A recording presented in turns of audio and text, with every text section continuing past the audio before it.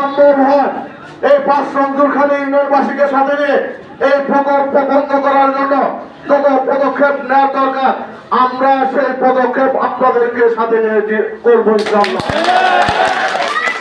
আর যদি সে করা কোনো কারণে সম্ভব না হয় তাহলে এই প্রকল্পকে কেন্দ্র করে এই এলাকায় মির্জা আজমের যারা দূষণ ছিলেন, যারা মির্জা আজম মির্জা সোহেলের দালালি করেছেন তাদেরকে এই এলাকা থেকে বিতাড়িত করতে হবে। আজকে তাদের মাধ্যমে মির্জা আজমের এখানে 750 একর জমি বেদখল করেছেন, তারা তাদের বিরুদ্ধে ব্যবস্থা গ্রহণ করেন এখনই সময়। আমার 2 জন বক্তাই কেউ বলেছেন যে ওয়ার্ড ওপেনের সময় এই মাদারগঞ্জ মেলাদের মির্জা আজম সাহেব তিনি কিন্তু এই 5 নম্বরে এই দক্ষিণ এলাকায় কিন্তু দীর্ঘদিন পলাতক ছিলেন এবং পলাতক থেকে উনি কিন্তু পরিকল্পনা করছেন, স্বপ্ন দেখেছেন এই শত শত একর জমি থেকে ওনার কিন্তু লোক সামলাতে পারে নাই এবং সেই কারণেই তিনি পরবর্তীতে এখানে এই মানুষদেরকে উচ্ছেদ করে বাড়িঘর উচ্ছেদ করে তাদের জায়গা জমি উচ্ছেদ করে এই দখল তারা নিয়েছেন। যাদের সাথে দখল সহযোগিতা করেছেন এই এলাকার মানুষ তাদেরকেও আমরা দেখার বিষয় রয়েছে এবং মির্জা আজম সাহেব নাকি এখনো এই 5 তারিখের পরে আমাদের পরস্পরের কানা ঘুষা আসে, উনি নাকি এইবারও এই যমুনার পারে এই মাদারগঞ্জের কোন না কোন এলাকায় পলাতক রয়েছেন। একবার 111 সময় পলাতক থেকে আজকে আপনাদের 750 একর জমি বেদখল করে নিয়েছেন। তাই আপনাদের কাছে অনুরোধ থাকবে যে এইবার মির্জা আজম এই যমুনার পারে কোন গ্রামে যদি কোন জায়গায় পলাতক থাকে আপনারা দয়া করে তাকে ধরে দিয়ে পুলিশের হাতে দেবেন। মির্জা আজমের বিচার কিন্তু হবে।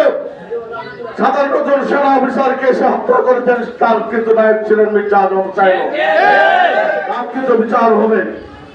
কিন্তু আজকে একটা কথা বলতে চাই, আসার পথে শুনলাম যে এই সময়ে এই 5 তারিখের পরেও আমার এক নেতার বিরুদ্ধে এই এলাকার আওয়ামী লীগের কোন নেতা বাদী হয়ে তার বিরুদ্ধে মামলা করেছেন।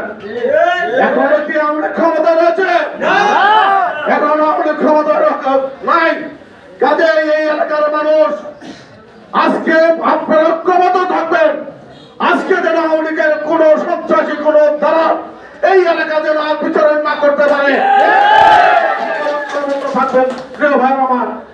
আর এই প্রকল্পের আওয়ামী লীগের কোন জায়গায় নাই।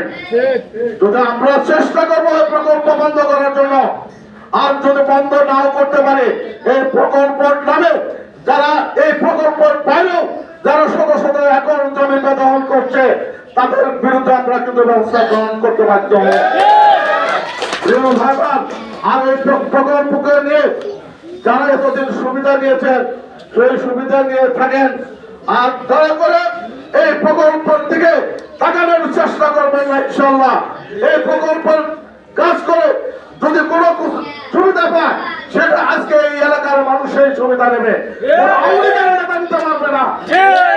ঐক্যবদ্ধ থাকবেন। আগামী দিনে আপনারা ঐক্যবদ্ধ ভাবে আপনারা অনেককে প্রতিহত করবেন।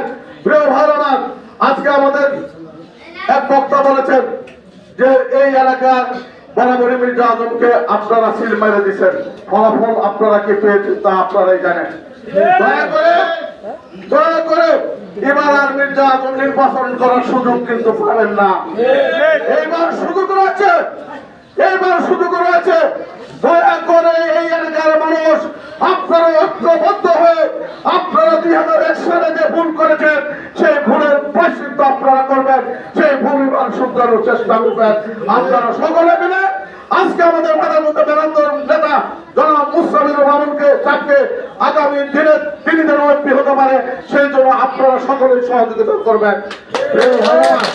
আমি বক্তব্য আজকে যারা এই আয়োজন করেছেন মাদারগঞ্জ উপজেলা বিএনপির পক্ষ থেকে আবারও আপনাদেরকে আমরা কৃতজ্ঞতা জানাই, শুভেচ্ছা জানাই যে এই আয়োজন করার জন্য।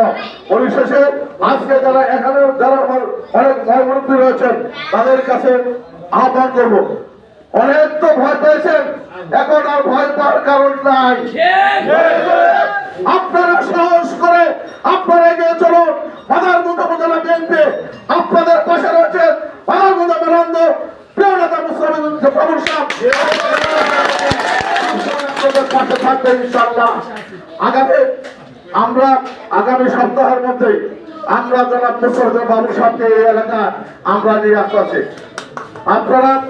আপনাদেরকে দাওয়াত দেওয়া সেই বৈঠকে সেই অনুষ্ঠানে আপনারা দয়া করে আপনারা সেই বৈঠকে সেই সভায় আপনারা উপস্থিত থেকে আপনারা দয়া করে সেখানে মুসলিম বাবুকে দেখাবেন যে কায়দের সব আশ্রম পাশে আজকে মুসলিম ঘাটে এদের আপনারা প্রমাণ করে দেবেন। আমি আর বক্তব্য দীর্ঘায়িত করবো না। আজকে সকলকে ধন্যবাদ জানিয়ে আমি আমার বক্তব্য শেষ করছি। কোথা হবে।